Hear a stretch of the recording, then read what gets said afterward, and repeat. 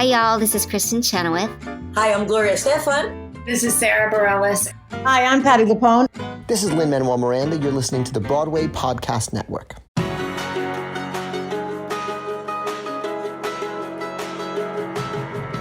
Welcome to the Theater Podcast, intimate personal conversations with theater's biggest names, and now part of the Broadway Podcast Network. Find out more at bpn.fm.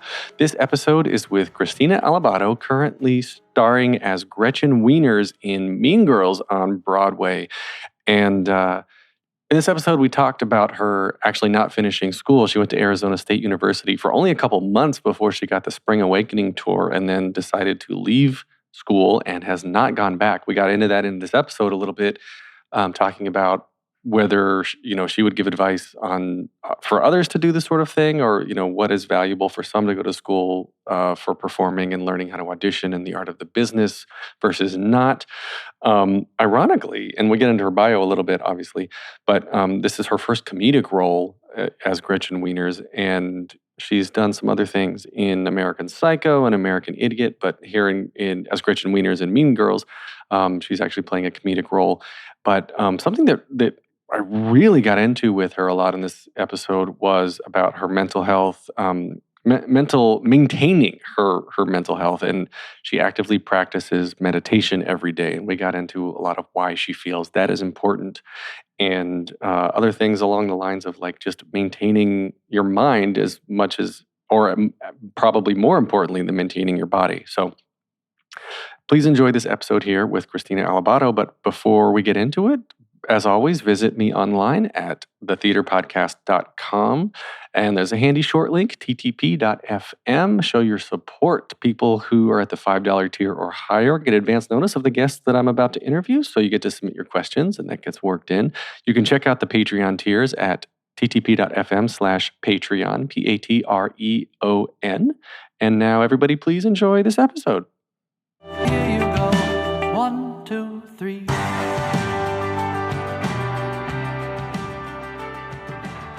My guest today made her Broadway debut in American Idiot in 2011 before originating the role of Vanden in American Psycho. Now starring as Gretchen Weiners in Mean Girls, Krystina Alabado. Welcome to the Theater Podcast. Thank you. Thanks for having me. What kind of name is Alabado? Alabado is my father's name. My married name is Krystina Lenzi, actually, for all you theater nerds. I'm married to Robert Lenzi, actor, Miles Tuck from Tuck Everlasting, currently rehearsing for Tina Turner the musical.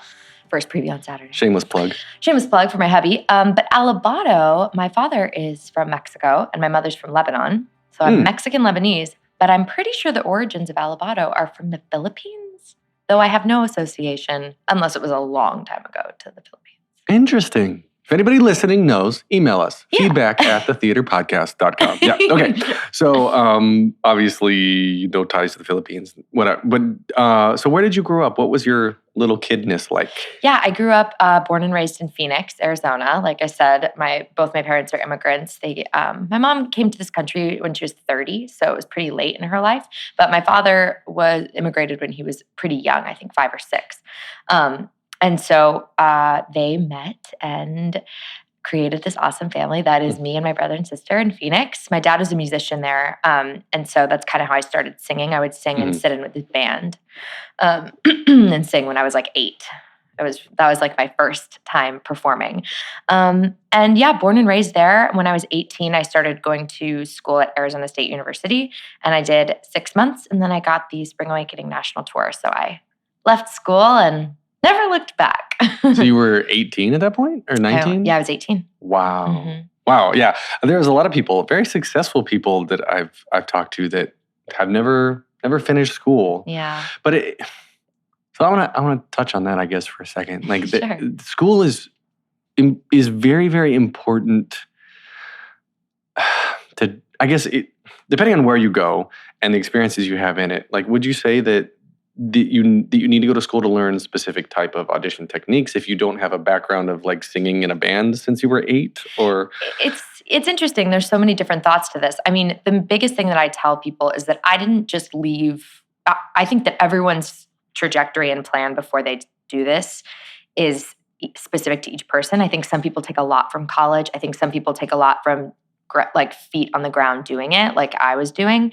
And some people just move here and take a chance. And I think there's a lot of different ways to do it. The one thing that I knew I needed was still like training. And I wasn't afraid of that. So like, I feel like when people ask me where I went to college, I say I went to Spring Awakening School. I did the show for 2 years. I was a swing and a chair of rock. So I had a lot of responsibility at that age. And when I got to the city, I gave myself a really specific timeline at 20. I was like, you have 2 years, Krystina, to get another big job, not just a little job, like a good job in this industry, or your ass is back in school. Can I say Yes, you can say it.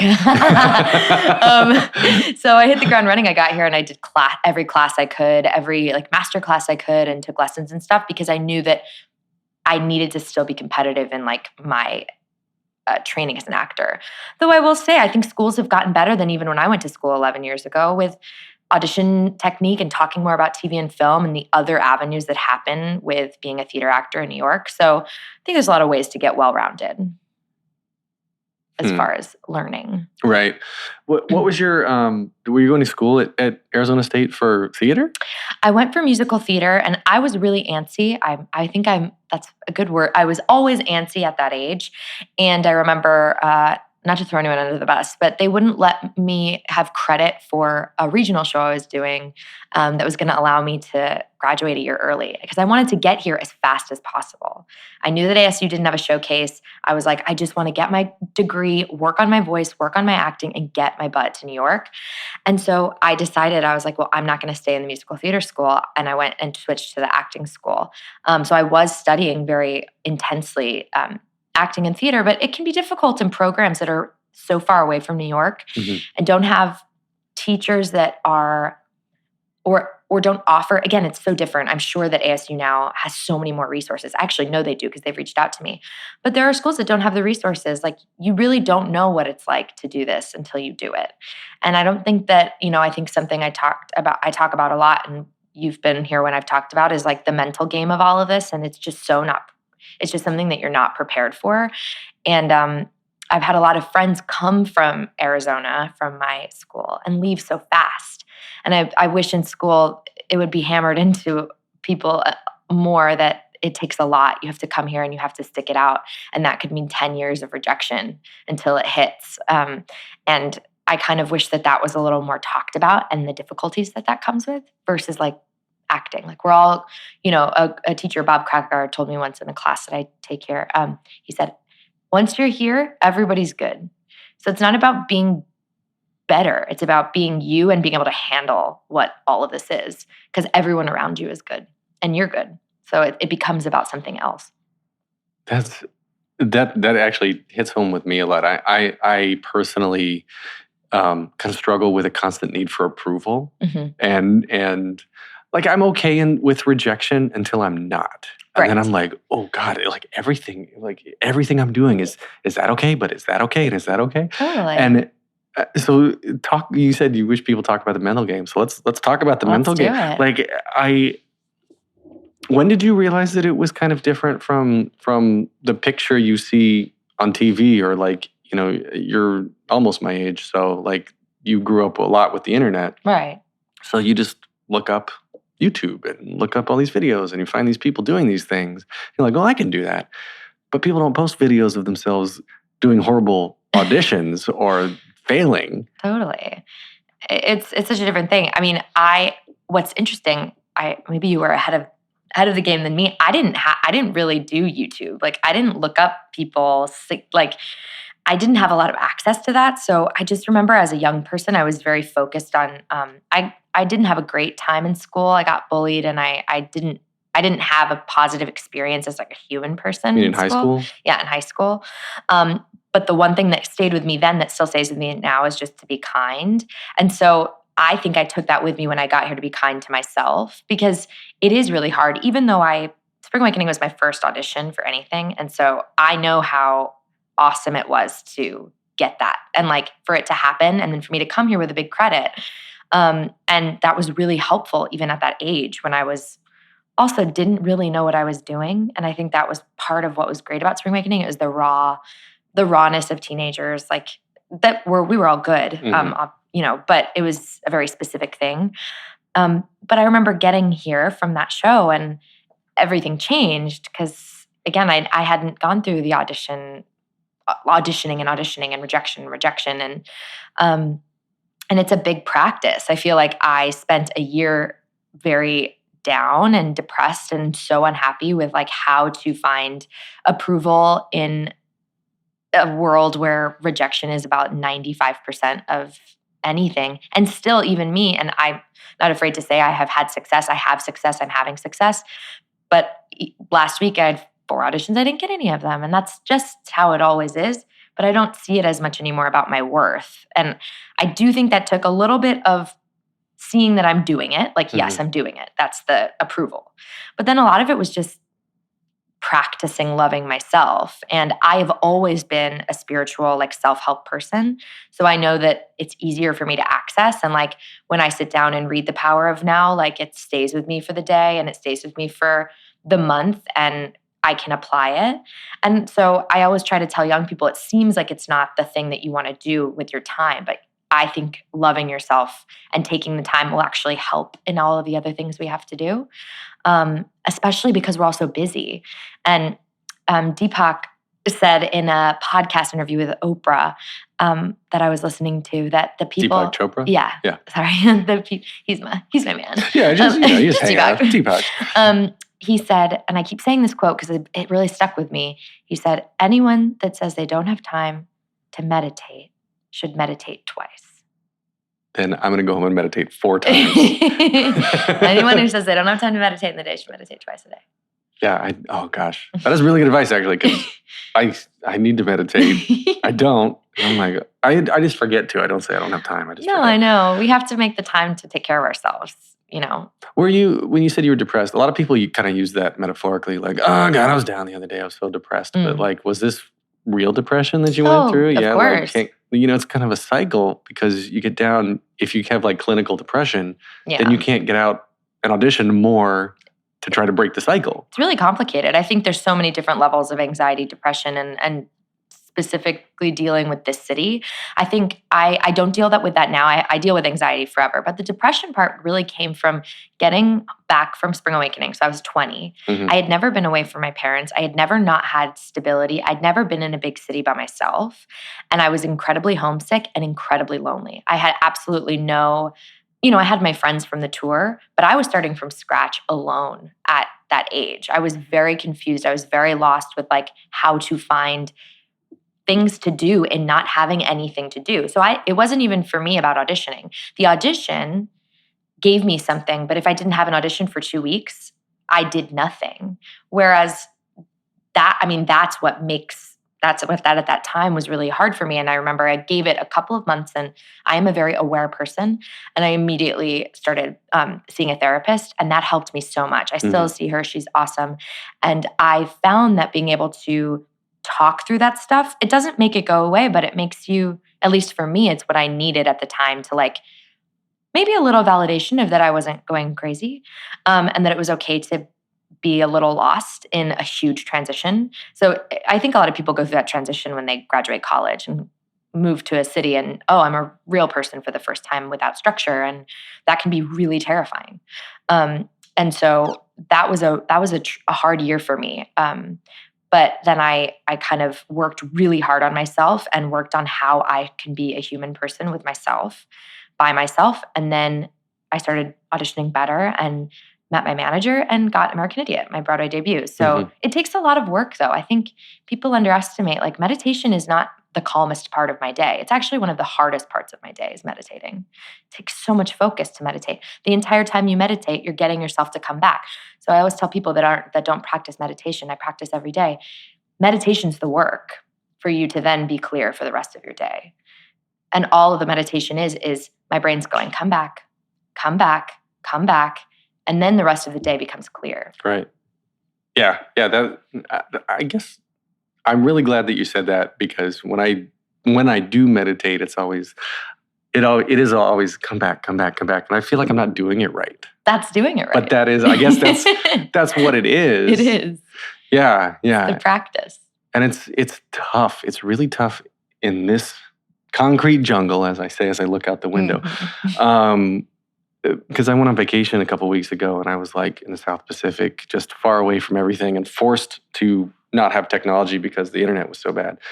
And not having like Instagram notifications just popping up all the damn time. Yeah. Didn't realize how much I was distracted by that. That you weren't? Or that I was. That you were, yes. Yeah, that like now in my normal life, I get distracted by all the notifications, and chemically, there's all these, psychotherapists and neurologists and everything talking about us. Chemically, we're falling in love with our cell phones because of the serotonin, the dopamine releases, and all these chemical things that happen to our brains when we get all these social media likes that are chemically identical to like lying in bed with someone you love. Right. Right? It's weird. It's like this weird new thing. It's not new, but like it is new. Instagram and this new world that we live in, which we didn't live in 10 years ago even. Like it wasn't the same. Oh, yeah. So it is that finding a balance, because I do, and I talk about this a lot too, I think that Instagram and social media, and it's an incredible platform for actors, for people creating businesses and trying to spread the word about themselves. But it's really hard to separate that. And again, it is a practice that I think everyone's trying to figure out how to balance it. I think I do better some days than I do others. And sometimes I can't believe I've been staring at my phone for 5 hours. And then some days I leave it at home and I'll go my entire day without it. And it feels so good to do that. But I still think about the fact that I don't have my phone. And you're like, what if somebody called me? Or what if I'm missing an audition? And then I'm like, you know what? It'll still be there when I get back to True. it. It's hard though. It's hard. Well, you said you always suffer from, let's change that. Let's change that phrasing. Suffer from is not the right way to put this.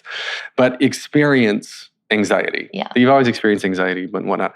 And I've actually told the story a couple times in this podcast, but Bill Hader, when I was talking with him, he has big anxiety. And he would get like stage fright like crazy before every single airing of SNL. I didn't know that. Yeah. And what he's had to learn to do in himself is not push it away, just acknowledge it.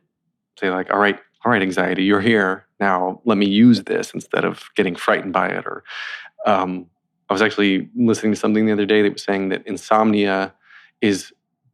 a lot of insomnia is in part because you start getting anxiety about not being able to sleep, which then wakes your brain up and makes it worse about trying to get back to sleep. I'm not phrasing this correctly, but that's my experience 100% with my insomnia. So yes, I understand that completely. I'm sure listeners understand that. You work yourself into, I'm not going to sleep now. 4 hours left, 3 hours left. Okay, 2 hours left. What's the point? 1 hour left. Come on, give me 1 hour. Oh God, half an hour, it's done. Do you ever stay up all night? I can get there, but it most of the time I can talk myself into, but I've read a lot that you should get up and do something else. Yeah.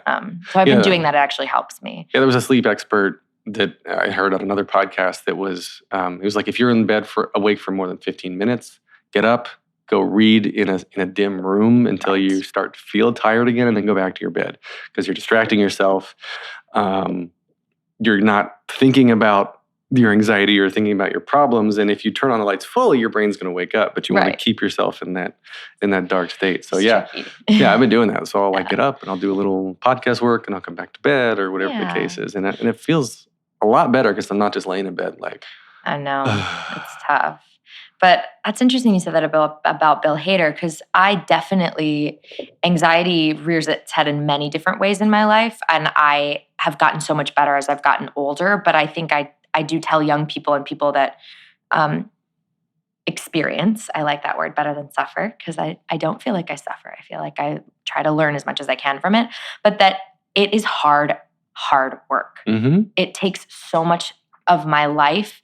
And it's great that I found a partner. My husband's very interested in all this too, so we can do it together also. I read so many books. I listen to so many podcasts. I journal. I work very hard, almost as hard, actually not almost, as hard as I do in my acting work and in my voice lessons is how hard I work on my brain. And it is brain training. And I think that's why I live a happy life no matter if I do or don't get a job. And some of it is accepting and loving the fact that I'm anxious today. That's how I'm going to feel today. I can't make it go away at this point, but I know the tools that I can have to get it to turn its head. Mm-hmm. And I also feel like I have been able to practice actually saying, this is not real. Let it go. Breathe it out. And I experience that on stage at times. Sometimes I'll be literally about to start my number and I will go, I don't know how can I say I don't know the words. How am I going to get through the song? And then you just say, you're going to do it. And you remember, and talking now as an actor, you go, you're not Krystina, you're actually Gretchen right now. So what do you mean you don't know the words? Gretchen is about to sing a song. And then you click back into all those basic things. And so it's training and it's hard work. And it doesn't ever get easy, I don't think. It's just you get used to it. Brains are so weird. They're so weird. Like you're having a conversation with yourself on stage while being in the moment, but I feel like this is sort of one of these things where you're like watching yourself. So yeah, you're on stage and doing your job very, very well, but you're still like, there's part of you, and this is me too, that what I'm doing, like even right now in this conversation, like there's part of me that's watching it.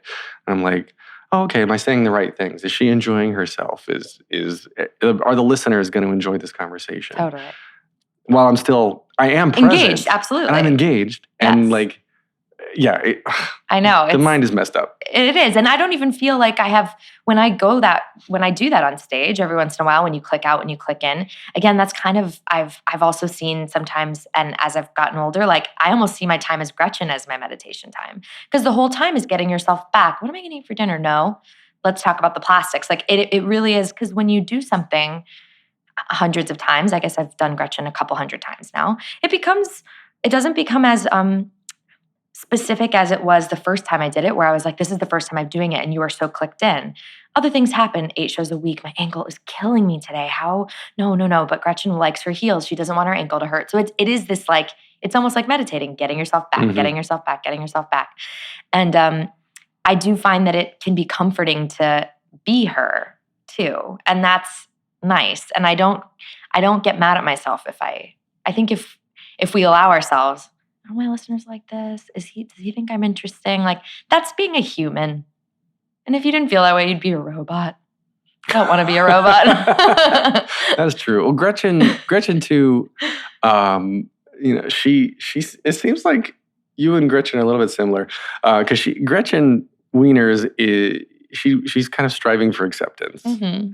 And, it's kind of a lot of what we just talked about. Like, did you bring... How much of you did you bring into the role versus, like, how much did you take from Ashley Park, and how much did you work with Casey to find your own thing? Like, how did you find the perfect character that is now your Gretchen? Yeah, it was interesting because I obviously was a huge fan of the movie. I loved it. I watched it 5 million times. I could recite every line from the movie, including Gretchen's lines as Lacey Chabert did them, verbatim.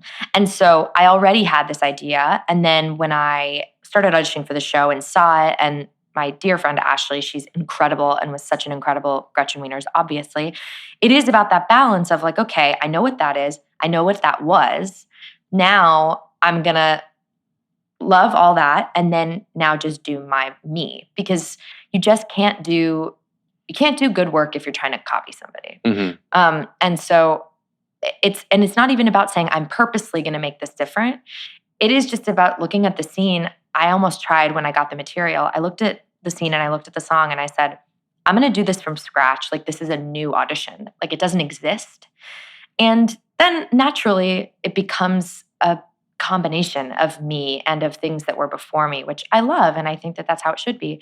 But as far as my audition, I really did go in there and just be authentically me. I sang it my way. I have a little bit of a poppier voice.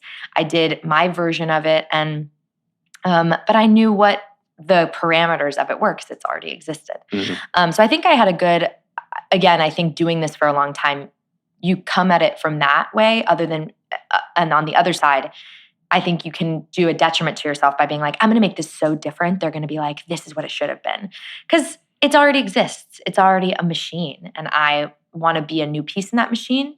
And it's impossible to replace anybody. So like, I feel like I don't even like that word because Ashley Park will never be replaced. She's always going to be, Ashley Park is always going to be Gretchen Weiners. And now whoever replaces me is going to be a new Gretchen Weiners. But like, I will have been Gretchen Weiners. And it's just this big group and family of Gretchen Weiners all over the world. So many Wieners everywhere. But like, Gretchen's anxious. And I definitely like, for the first time in my final, I knew Tina Fey was in there and Casey and everybody. And I was like, oh my God. And I was like, I'm going to use this for the first time and it's going to work so well for me. And it did. I like allowed myself to be nervous and anxious because Gretchen is nervous and anxious and wants everyone to like her. And I wanted them to like me.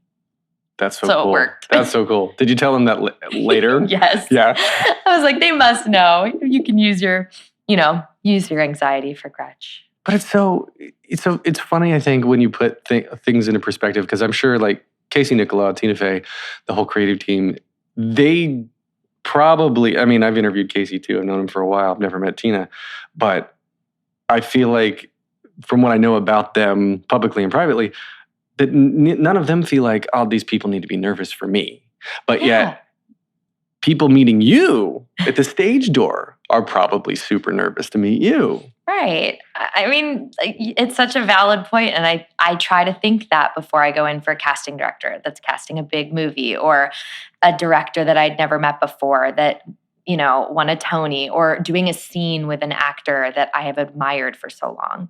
And in the end, like, we're all just human beings doing the best we can, and it does help to remember that Casey Nicholaw is Casey Nicholaw a person, even though he's also Casey Nicholaw a legend. But it's like, we all are doing the best we can and doing what we love. And he wants everyone, and I tell young people this when they're auditioning, they don't want you to do poorly. I know it doesn't necessarily feel like you're being rooted on sometimes if it's a cold room or a quiet room, but no one wants you to sound bad or be so nervous that you shake. Like, they want you to do well because casting directors want to find the person that's perfect. Casey Nicholaw wants to find the perfect replacement. Tina Fey wants to find the person that makes her laugh the most.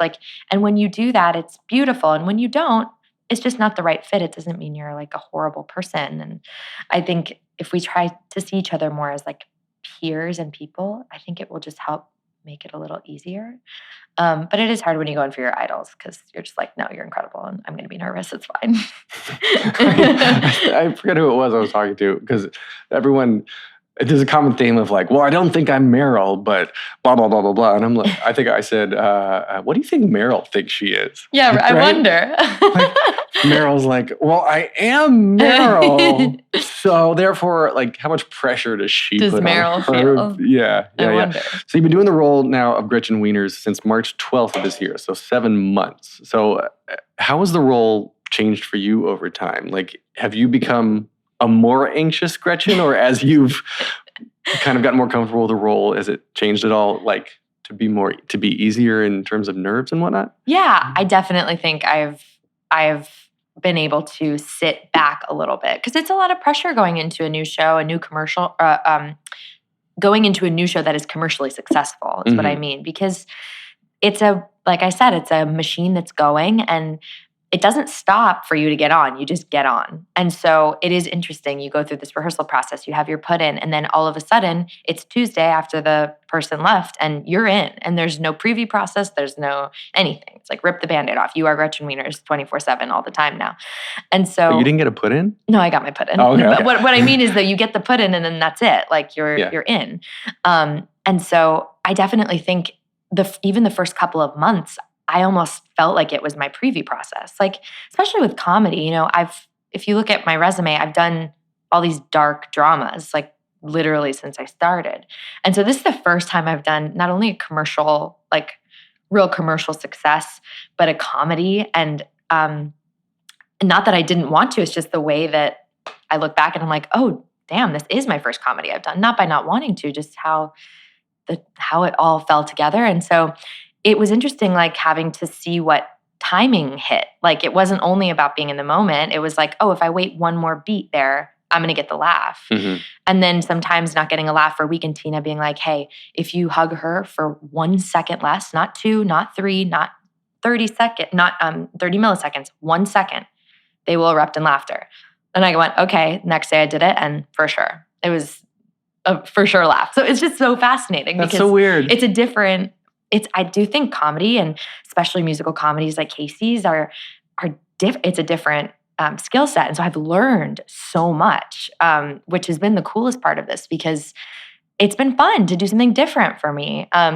And it was a learning process. And I spent my 2 months being like, am I funny? Am I not funny? Ooh, tonight I was really funny. Oh, they didn't laugh as much as me there. And then you realize that's just how it is in the comedy too, because some audiences are just quiet and that has nothing to do with you. And then you settle into what you do every night and sometimes it hits and sometimes it doesn't. And then it doesn't become about that. It becomes about having fun with your, fellow castmates and telling the story. And I do feel like I'm definitely a less anxious Gretchen now than at the beginning because I feel comfortable in what I'm doing and I just have fun. And I've also I've ironed out the kinks because I gave myself the time and so did they, in doing that. So Yeah. Do you have any interesting stage door feedback that surprised you?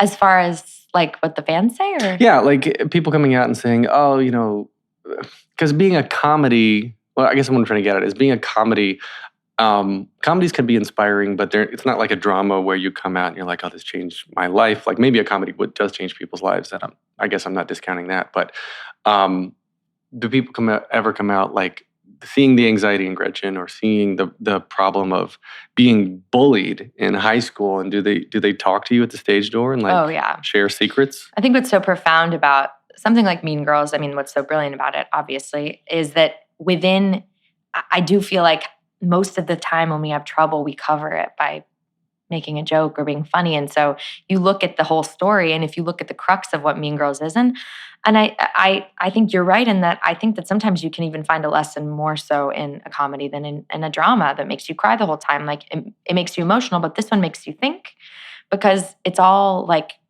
everybody is having a problem in the show, but it's covered with humor or covered with lightness. But in the end, it's about a new girl at a school that wants to fit in and makes some really bad decisions and hurts people on the way. And then it's about people trying to fit in and again, choosing to be bad instead of being a good person. And they learn their lesson and shit goes down. And, I think with Gretchen specifically, I get so much mail and I talk to so many young people and so many DMs about, I feel like Gretchen at school. I am anxious all the time. I don't feel like I'm enough. Watching her and watching you and listening to the song makes me feel like I totally connect with what she's saying, and it makes me want to not feel that way. And I don't want to be. I know the Regina at my school, and she makes my life hell, but I don't want to hate her. This is every day. I hear young people talk about this, and it's pretty amazing because, like you said, I guess. I've never discredited how a comedy can make an audience feel, but it is amazing to see how much the young, especially girls that watch the show, connect to the themes. And it's because they're living it right now. And like I said, I didn't have a great time in high school, and a lot of it was because there were really mean people. And so it's again, you lighten it and it's funny and it's Mean Girls, but it's still, the reason she wrote it was because it's real. Every school has their Regina or someone that hurts them. And, I always say, everybody feels Gretchen-y. I think that's why I did well in my audition and what you were just saying. We all just want to be enough and want people to like us and, make people feel comfortable. That's all I want. Yeah, and everybody's got their ways of feeling validated and feeling good about themselves. And unfortunately, some people's ways are by making other people feel bad about themselves. Right. Which is, part of the issue of bullying altogether, because usually the bullies are the most unhappy. Totally. But you've got to get back to the theater. Is it already? So I'm going to do the standard closing questions that I ask everybody on the podcast. The first one is, what motivates you? Oh my God, wait, now I'm nervous. How many questions are there? Just three questions. What motivates me?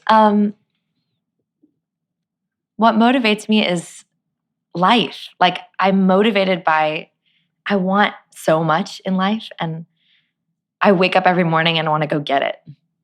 I don't know if like that's that. a motivation, but that is how I feel, everybody. Yeah, I like that. Okay, next question is, what advice would you give to your younger self and younger people listening now starting out down a similar path? I would say,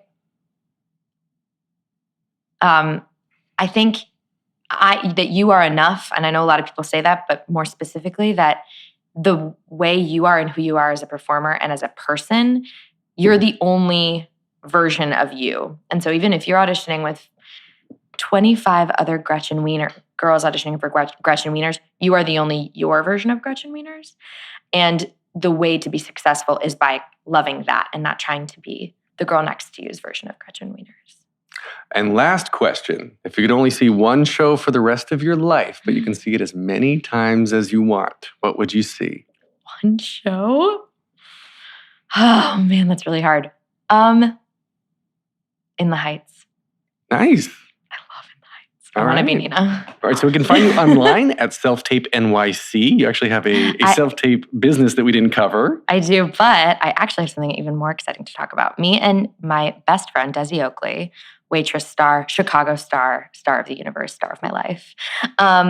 We're teaching a pop rock Broadway-focused masterclass. You can find us on Instagram at Pop Rock Broadway. No one took that name, Pop Rock Broadway. That's crazy. Can you believe that? .com? Yeah. Wow. It's ours. That's crazy. But we want to focus on the pop rockness of what this business is so many musicals, and we want young people or college, any age, to find their pop rock voice. And we feel like we can do that. Sweet. All right. November 2nd and 3rd in NYC. All right. poprockbroadway.com. Say and that then 3 times fast. Pop Rock Broadway.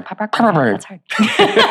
And KrystinaAlabado.com, KrystIna, of course. And Instagram and Twitter at Krystina Alabado. That's it. And you can get more of me at thetheaterpodcast.com. Show your support at thetheaterpodcast.com/Patreon. Online on Instagram and Twitter, theater_podcast. Please leave a rating. Tell your friends. Just tell one friend. That's all you need to do. If you're listening right now, turn next to you, tell a friend. This is produced by Jillian Hockman, edited by Matthew Hendershot, and thank you to Jukebox the Ghost for the intro and outro music. And biggest thanks of all to Krystina for being on the podcast. Thanks for having me. It was fun. All right. Thank you.